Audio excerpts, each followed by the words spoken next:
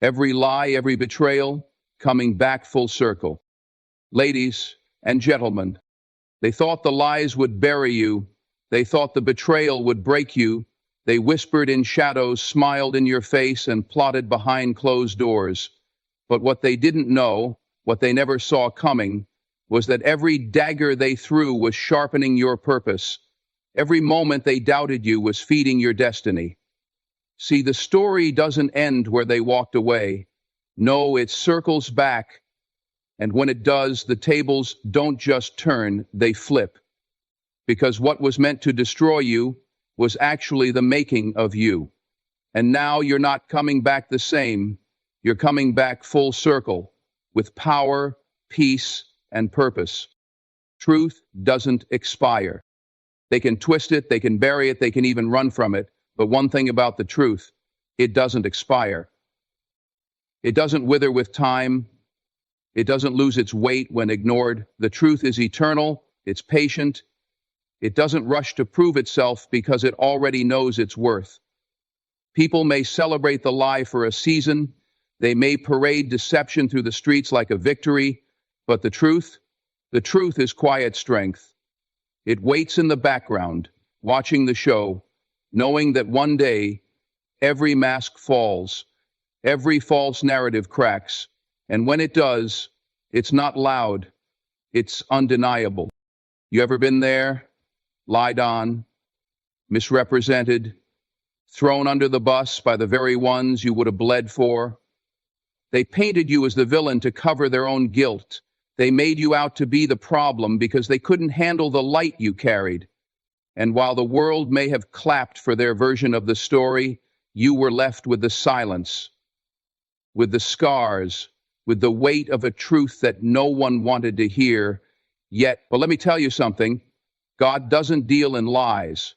He doesn't bless deceit. And he sure doesn't abandon those who walk in truth. Sometimes, when you choose integrity, it costs you something. It costs you friends, opportunities. It costs you comfort. And you begin to wonder, was it worth it? All the tears you cried behind closed doors. All the nights you stayed up replaying the betrayal, asking, why me? But what you don't realize in those moments is that heaven was taking notes. God was storing every tear, every heartbreak, every unspoken truth for a divine comeback. You see, he doesn't just vindicate, he restores. And when truth finally comes full circle, it doesn't just clear your name, it elevates it. The truth doesn't panic. It's not in a hurry to be accepted, and you shouldn't be either. Don't beg people to see what's real. Don't chase down the ones who believe the lie, because the longer you sit in peace, the louder your silence becomes. You don't have to explain yourself when time is already working on your behalf. And let me tell you, time is the greatest truth teller there is. Over time, people start to see what you always knew. They start to realize that what they believed about you was projection, not reality. That what they heard was poison, not perspective. And in that moment of revelation, you don't even have to say a word. Your life becomes your statement. Some people will lie on you because they can't stand to see you thrive. Your existence threatens the comfort of their delusion. And so they attack your name, your character, your spirit. But what they fail to understand is that truth is like the sun. You can block it for a while, but eventually it breaks through. And when it does, it exposes everything, not just what was done to you, but what was in their hearts when they did it. God has a way of shining light in the darkest places, not for your ego, but for your elevation. You don't have to retaliate. You don't have to stoop to their level. That's not your job. Your job is to stay rooted in who you are, to stay grounded in your calling. You're not here to convince the crowd. You're here to walk in purpose. Because when God brings the truth full circle, he doesn't just vindicate you, he prepares a table where the very people who misunderstood you, lied on you, and walked away from you have to watch you be blessed. That's not revenge. That's redemption. There's power in keeping your hands clean. There's honor in refusing to match someone's evil with your own. When they lie, you stand in truth. When they slander, you stay silent. That's not weakness, that's discipline. That's divine confidence. Because you know the truth doesn't need a defense, it needs space. Space to work, space to rise, space to come full circle. And when it does, when the full story comes to light, when the veil is lifted, you won't need to yell, "I told you so." You'll be too busy walking in purpose, too full of grace, too blessed to even look back. Because by then, what once hurt you will no longer have a hold on you. The betrayal that once stung will be the very thing that pushed you into destiny. The lies they spread, they'll be the soil God used to grow something far greater in your life. So keep standing, keep your head high, keep walking in truth even when it's lonely, because truth walks with God. And when you walk with Him, every lie told against you eventually turns into a testimony for you. You don't need to chase justice, it's chasing you.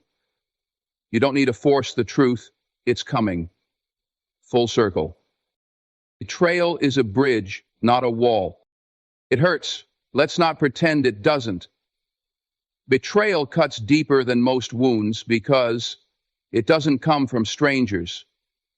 It comes from the people you trusted, the ones you opened up to, the ones you rooted for. And when they turned, when they switched up without warning, it left you standing in the wreckage, wondering what went wrong. It feels like a wall crashing down on everything you built. But what if I told you it's not a wall? What if I told you it's a bridge, one God allowed to redirect you, to elevate you, to take you somewhere they couldn't go? You see, betrayal never shows up empty-handed.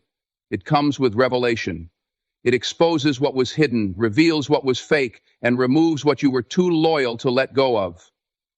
That pain didn't show up to destroy you, it came to wake you up, to show you who's really for you and who was just there for the benefit package. And even though it broke your heart, it also broke the illusion.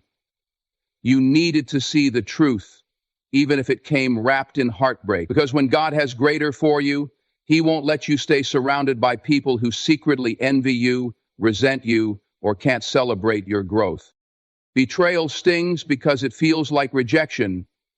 But here's what many miss. Rejection is often redirection in disguise. It's God saying, "I've seen what you haven't, and I'm protecting your purpose." So while you're crying over who left, heaven is rejoicing over what was removed. While you're grieving the door that closed, God is building a bridge to a new season. And let me tell you, bridges are uncomfortable. They shake, they sway, they make you feel like you're in the middle of nowhere. But if you keep walking, you'll realize that betrayal wasn't the end of your story. It was the beginning of the next chapter. Some people had to betray you, not because you deserved it, but because their assignment in your life had expired. Their heart couldn't handle your growth. Their ego couldn't survive your calling. And rather than support you, they sabotaged you. But even that was a setup, because every time someone walked away, they made more room for God to step in. And when He steps in, He brings restoration with Him. He brings divine connections, real love, and peace that betrayal can't steal. Let me tell you something. What they meant to use as a wall to keep you down, God used as a bridge to lift you higher. They thought cutting you off would stop you. They thought turning their back on you would break your momentum. But what they didn't realize is that your source was never in them. Your strength didn't come from their support. Your calling wasn't tied to their presence. So when they left, yes, it hurt, but it didn't stop your purpose. It just made room for it to breathe. And here's what makes that bridge powerful. It doesn't just take you somewhere new, it changes you along the way. The version of you that entered the betrayal isn't the one that will step into the promise. You grow on the bridge. You shed your people-pleasing ways. You learn how to guard your peace. You stop apologizing for your light. And you start understanding that not everyone is meant to come with you. Some were lessons, not lifelines. Some were necessary for your development, not your destiny. You don't owe anyone an explanation for your healing. You don't have to make yourself smaller so others can feel comfortable. If betrayal taught you anything, it taught you how to protect your soul, how to lean on God when the people you leaned on failed you, how to be still and trust that when the dust settles, everything they tried to use to harm you will become part of your story of overcoming. That's the power of a full circle moment. When you look back, not in bitterness, but in gratitude, grateful that they showed you who they really were so you could step into who you were always meant to be. It's not weakness to forgive them, it's strength. Because forgiveness isn't about them, it's about freeing yourself from the weight of what they did. It's choosing to let the bridge carry you forward instead of keeping you chained to the pain. And when you walk in that kind of freedom, you walk with power. Power that no betrayal can touch, peace that no enemy can block. So yes, they betrayed you. Yes, they lied, they hurt you. They left when you needed them most. But you're still here. Still breathing, still standing, and stronger than ever, because the betrayal didn't break you, it built you. It took you to a level you never would have reached had you stayed in the comfort of their company. And now you walk with a different kind of authority, the kind that comes from surviving the fire, the kind that comes from crossing the bridge. Don't curse the betrayal. Bless it, because it led you here. And where you are now is better than where you were. You're wiser, deeper, more aware, and more aligned with your purpose. That bridge may have been built on pain, but it's carrying you toward power. And when the circle comes back around, they'll see what they lost, but you'll see what you gained. God keeps the score. You may not get the apology. You may never hear the words, "I was wrong." Some of the people who hurt you will go on living like they did nothing. They'll smile, they'll thrive, at least on the surface. They'll rewrite the narrative to protect their image, to silence their guilt, and they'll try to make it look like you were the problem. And you'll be tempted to speak up, to defend yourself, to expose the truth with your own hands. But hear this, you don't have to. Because God saw it all, every detail, every tear, every betrayal that happened when no one was watching.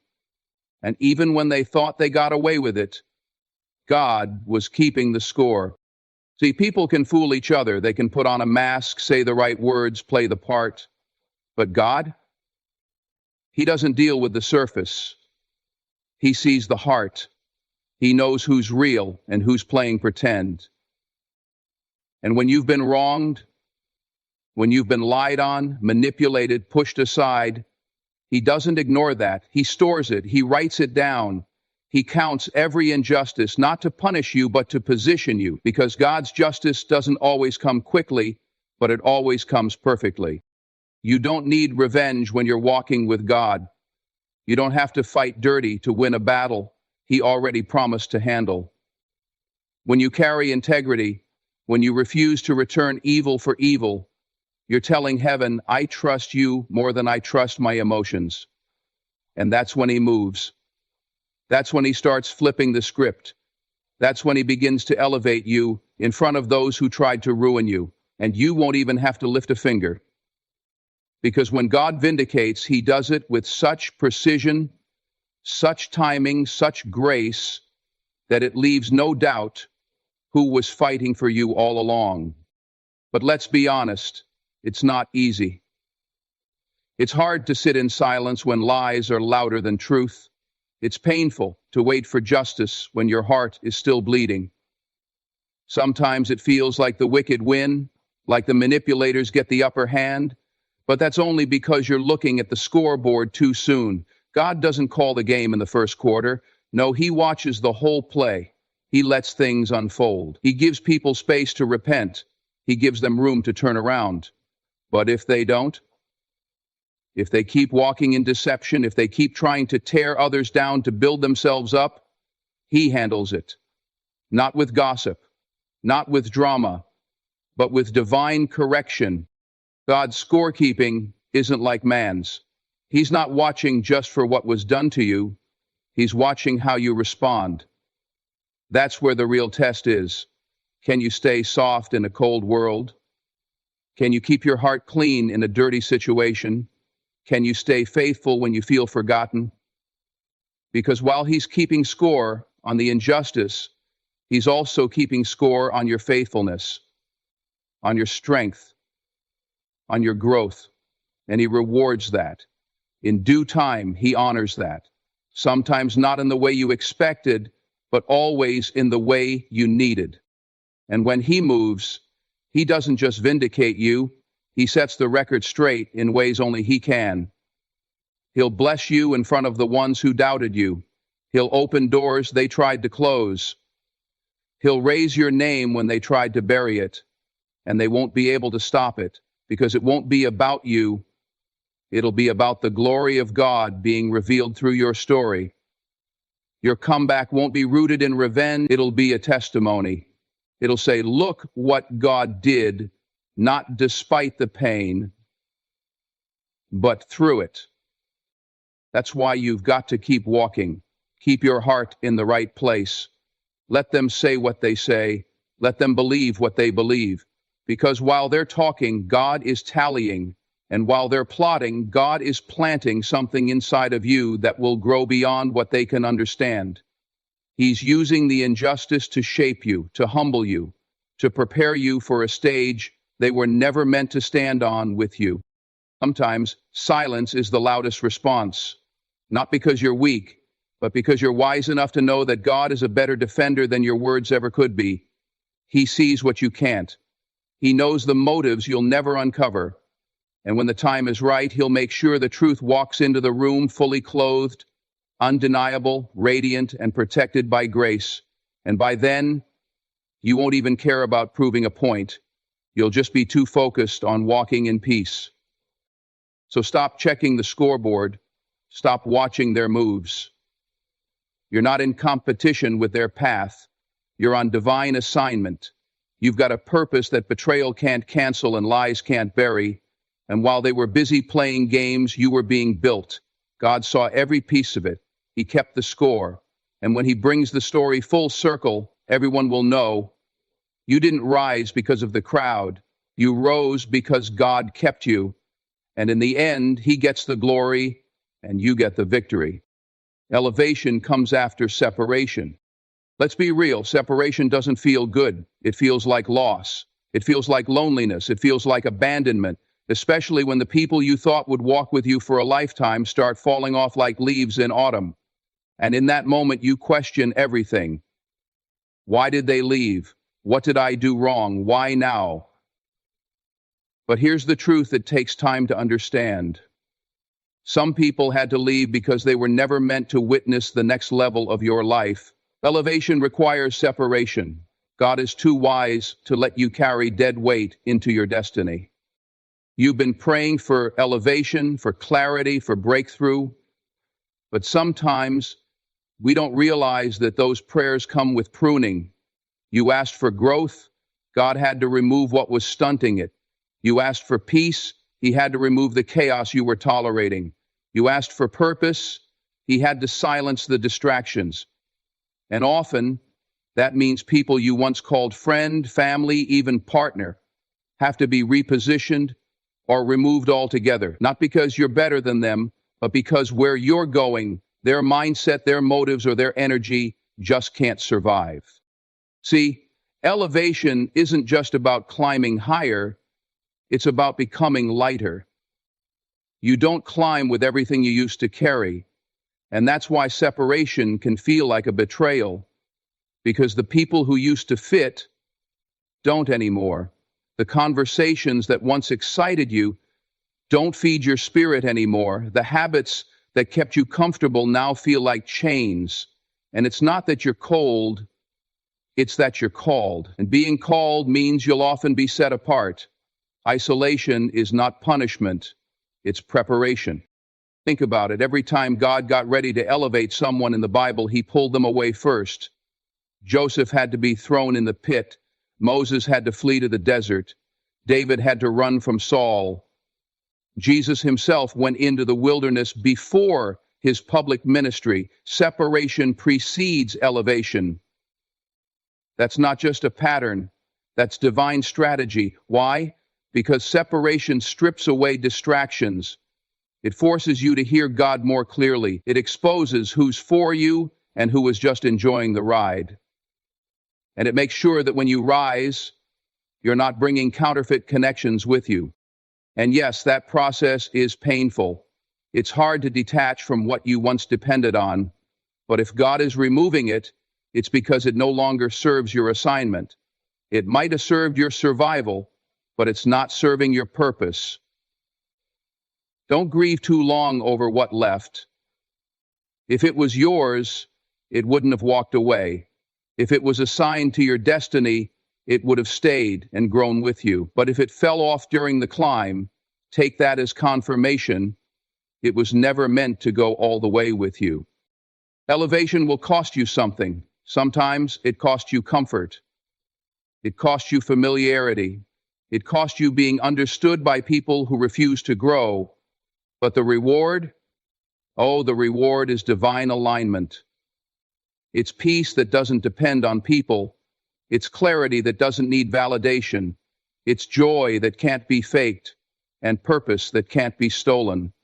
And most importantly, it's knowing you are exactly where you are supposed to be, even if the crowd thinned out along the way. Let them misunderstand you. Let them call you changed. Let them think you got distant. They were never supposed to understand this version of you, because this version is walking by faith, not popularity. This version is guided by vision, not validation. And this version refuses to shrink just to keep others comfortable. You've outgrown the spaces that once held you. And that's not pride, it's progress. Elevation requires leaving the nest, even when it's all you've known. You were never meant to blend in. You were never meant to stay stagnant. There's something greater in you, and God will not allow you to settle just because you're afraid of losing people. He will shake the room. He will stir the waters. He will create divine discomfort until you stop forcing connections and start walking in your calling. That's what separation does. It wakes you up. It opens your eyes to the truth. Not everyone who started with you is equipped to finish with you. And here's the beauty of it. When the separation is divine, the elevation is undeniable. You don't have to chase it. You don't have to beg for it. It will find you, because God rewards obedience. When you release what He told you to let go of, He releases what He's been waiting to give you. And that next level, it's not just about status or success. It's about alignment. It's about walking in who you really are, without compromise. It's about waking up every day knowing you're in position, not trying to please everybody, but pleasing the one who called you. So stop resisting the separation. Stop mourning the doors that closed. Stop trying to bring people into a room God never gave them access to. Let them go. Let the friendship go. Let the relationship go. Let the old version of you go. Because the weight of what you're clinging to might be the very thing holding you back from where God is calling you. You've been circling the same mountain for too long. It's time to climb. And when you finally rise, when you look around and realize you didn't need the applause, the support, or even the approval, you'll understand. You'll look back with peace, not bitterness. Because the pain of separation birthed something deeper. It birthed strength. It birthed discernment. It birthed you stepping into who you were always meant to become.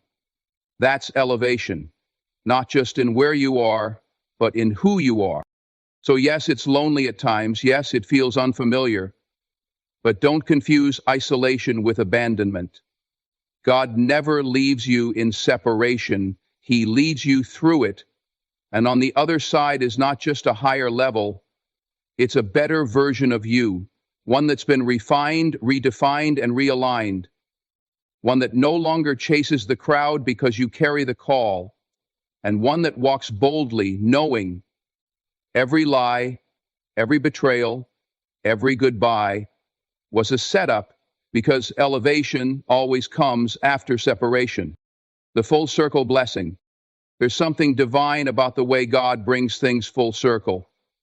It doesn't always happen when you want it or how you imagined it, but when it happens, you know. You feel it in your spirit. You recognize the moment when the pain that once broke you becomes the platform that builds you. When the very thing they thought would destroy you becomes the story that inspires others. That's the full circle blessing, not just a comeback, but a confirmation, a moment where heaven says, "Now do you see what I was doing?" You don't just survive it, you grow through it. You come out wiser, stronger, more focused, and far more dangerous to the enemy who tried to bury you. It doesn't begin as a blessing, it begins with betrayal. It starts in the dark, when your name is dragged through the dirt, when people turn their backs on you, when you sit in silence wondering if any of it was worth it. You cry, you question, you lose sleep, and for a while it feels like you're losing yourself. But here's what you don't see yet. That pain was planting something. That fire was forging something. That pain was pruning something. That fire was forging something. You were being prepared for a moment you didn't even know was coming. Because God doesn't bless you at random. He blesses you through the process. The circle doesn't close until the lesson is learned, until the wound becomes wisdom, until the loss makes room for what's truly meant. And when it finally comes back around, when you start walking in peace, in purpose, in power, you realize something profound. You didn't need them to say sorry. You didn't need them to come back and explain. You didn't even need to be understood, because the blessing didn't depend on their apology. It depended on your obedience. You kept walking. You kept believing. You kept showing up, even when everything inside you wanted to quit. That's what God rewards. Not perfection, but perseverance. Not payback, but posture. You humbled yourself, and now He's lifting you up. Not in private, but in public. Because He's not just restoring you, He's establishing you. The full circle blessing is poetic justice written by the hand of God. The ones who underestimated you, now they have to watch you rise. The people who walked away, now they see you thriving without them. Not because you held a grudge, but because you held your ground. You let God be your vindicator. You trusted His timing. You chose grace when you could have chosen revenge. And that grace unlocked doors no man could shut. That grace elevated you beyond what their opinions could reach.